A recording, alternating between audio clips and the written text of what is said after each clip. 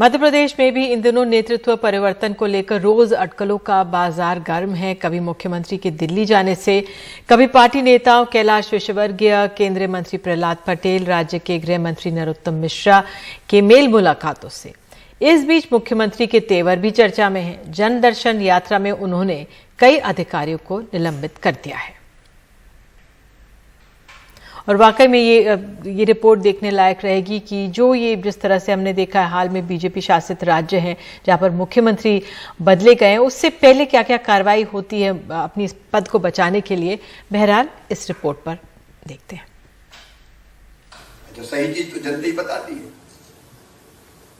नहीं तो आप सेक्रेटरिएट में बैठ जाओ तो ऐसा रंगीन पिक्चर पेश होता है कि महाराज की जय हो, चारों तरफ आनंद की वर्षा हो रही है। जनता के बीच में जाते हैं तो वो आनंद कितना कहाँ पहुंच रहा है तो उसका भी अनुभव होता है। मैं संजय शुक्ला के बारे में नहीं कह रहा। सबके राज्य जनगण के नेता, मध्य प्रदेश के जननायक आदरणीय शिवराज सिंह जी का हार्दिक अभिनंदन। मध्य प्रदेश में नौकरशाहों और भ्रष्टाचार को लेकर मुख्यमंत्री शिवराज सिंह चौहान के तेवर इन दिनों मंच से खासे सख्त हैं, जो उनके इन बयानों से झलकता है। गरीबों के राशन में अगर कोई गड़बड़ करे तो सीधे हथकड़ी लगा के जेल पहुंचाना, ऐसे बेईमानों को छोड़ेंगे नहीं। गड़बड़ करने वाले को क्रश कर दें और अपने प्रदेश को जन कल्याण और स्वराज के मामले में एक मॉडल बना के हम खड़ा कर दें। यहाँ के तहसीलदार को भी सस्पेंड तत्काल किया जाता है, पूरी जांच की जाएगी। जो गरीब है और राशन कार्ड पात्रता पर्ची नहीं बनी, उनके सबके राशन कार्ड बना दिए जाएंगे।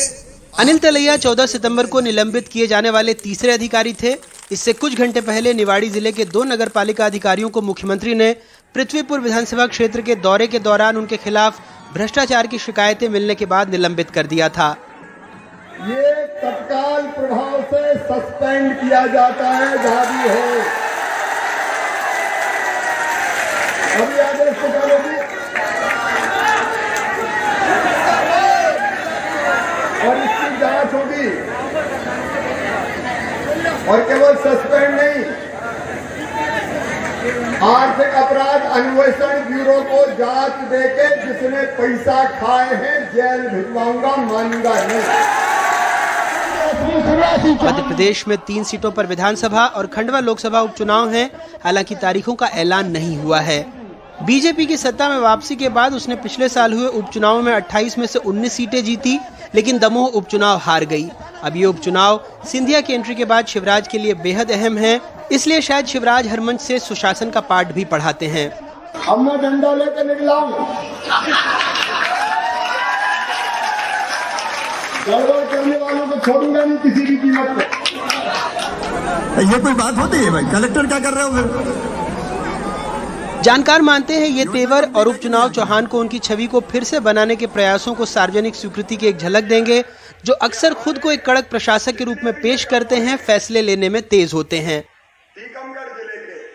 आजकल बदले से सरकार नजर आते हैं। ये गुजरात में जो अभी राजनीतिक उठापटक हुई है, जिसमें मुख्यमंत्री को हटाया गया और पूरा मंत्रिमंडल का सफाया कर दिया, तो उससे शिवराज सिंह को लग रहा है कि कहीं ब्रांड चौहान जो है वो 2024 तक जम न सके, और इसी के लिए वो ऐसी कवायद कर रहे हैं कि अपने आप को मध्य प्रदेश का एक सबसे बड़ा, सबसे कद्दावर नेता बना रहे हैं। एक दिन का नायक बनके, एक दिन के मुख्यमंत्री की नायक की भूमिका में अनिल कपूर था, वैसी भूमिका निभा के नायक बनना चाहते हैं। पर 17 साल के खलनायक को भी तो अपना जवाब देना पड़ेगा। वो एक ही व्यक्ति है जिसने 17 साल लगातार भ्रष्टाचार को पाला पोसा, माफिया को पाला पोसा, मध्य प्रदेश के भविष्य को अंधकार करने में कोई कसर नहीं छोड़ी। जो लोग मध्य प्रदेश की राजनीति से वाकिफ हैं वो ये जानते हैं कि मुख्यमंत्री के ऐसे तेवर नए नहीं हैं, लेकिन कुछ जानकार ये भी मानते हैं कि सार्वजनिक रैलियों में नौकरशाही से एक फासला रखकर मुख्यमंत्री ये जताने की कोशिश कर रहे हैं कि वो कम से कम इस भ्रष्ट सिस्टम का हिस्सा नहीं थे। हालांकि जानकार ये भी पूछेंगे फिर उनसे कि 15 सालों तक लगभग वही सत्ता के शीर्ष पर रहे हैं, ऐसे में उनके इस तेवर की और ये जताने की ज़रूरत क्यों है कि राज्य में कोई भ्रष्ट सिस्टम काम कर रहा है। भोपाल से कैमरा पर्सन रिजवान खान के साथ अनुराग द्वारी, NDTV इंडिया।